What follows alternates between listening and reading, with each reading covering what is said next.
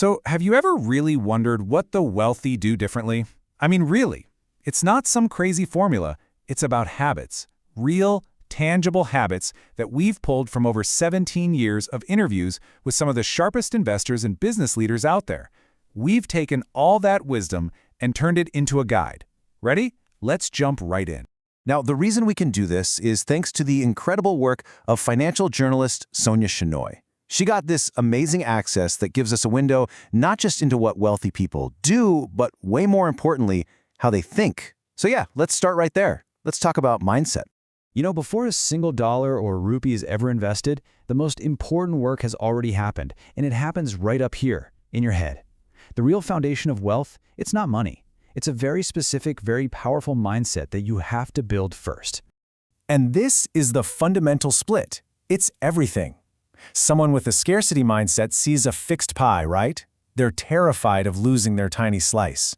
But an abundance mindset, it operates on a whole different level. It believes, hey, we can just bake more pies. It sees a market crash not as a catastrophe, but as a sale. It understands failure is just information, and it chooses to jump in and ride the wave instead of just watching from the shore. So what does riding that wave actually look like day to day? Well, it means you treat yourself like you're your number one asset. It's that constant hunger to learn more, to upskill. It's having the guts to take smart, calculated risks. And yeah, even to completely change your career if a better wave comes along. It's all about growth, never, ever stagnation. This whole abundance mindset connects directly to another critical idea, the two systems of thinking.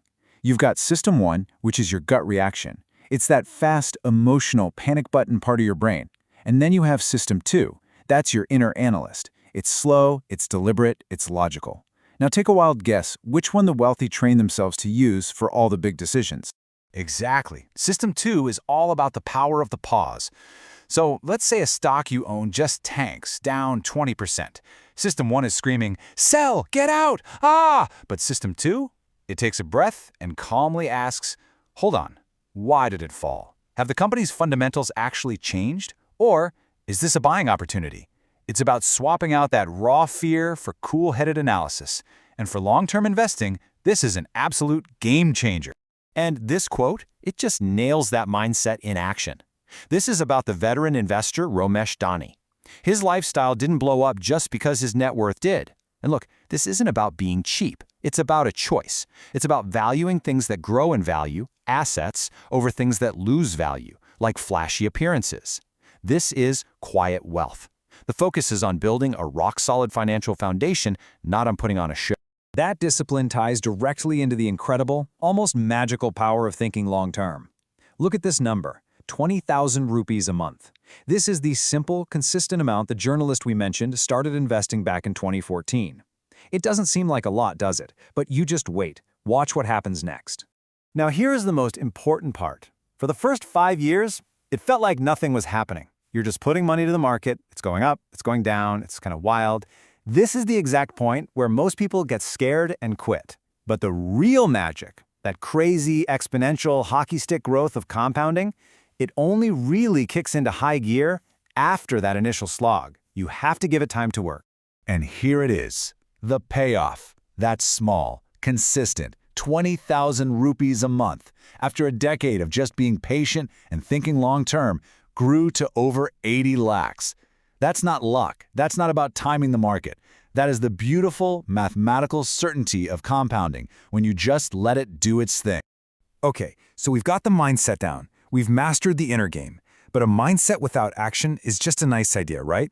So let's translate that thinking into a powerful outer game. These are the simple, deliberate actions that make it all a reality. This might be the single most powerful habit you can start, like, today. Pay yourself first, automatically.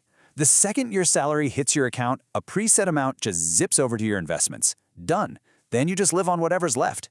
This completely takes willpower and emotion out of the game. It guarantees you are consistent month in and month out. I need you to let this one sink in. It is so important. We all obsess about earning more, getting that next raise. But you know what? Financial freedom is really unlocked by what you do with the money you have.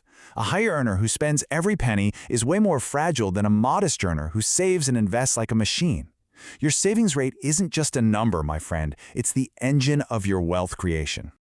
And this chart really paints the picture. Now, your numbers might look a little different, but the principle is what matters. Look at this. A massive 40% chunk goes straight to savings and investments. The needs are covered, of course. But the unnecessary wants, the latest phone, the designer clothes, that's kept to a small, controlled slice. This is a core habit. Prioritize building your future over satisfying a temporary urge. All right, if you're in this age bracket, I need you to lean in close. This is your superpower. Why? Because you typically have fewer big responsibilities, maybe no kids yet, no mortgage, and you have the most valuable asset of all, time. Decades of it. Being aggressive with your investments during these 10 years can literally set you up for the rest of your life. And if you're thinking, 10 years, what's the big deal? Just look at the staggering difference here. Investor A, who starts at 25, ends up with a portfolio that completely dwarfs Investor B's, who starts just a decade later, even if they invest the exact same amount. That is the raw, brutal power of those extra 10 years of compounding. If you miss this window, you spend the rest of your life playing a desperate, stressful game of catch-up. So let's bring it all home. We've covered a lot of ground, but it really just boils down to a simple two-part formula. A formula that you can start using to build your own wealth, starting now. And here's your big takeaway. It is beautifully simple. Part 1, win the inner game. Master your mindset, cultivate that abundance thinking. Part 2, execute the outer game. That's the disciplined, consistent action. Get both of those parts right, and you're not just on the path to wealth, you're building an expressway. And let's end on this. The truly wealthy, the ones who are fulfilled, they rarely chase money just for the sake of having more money.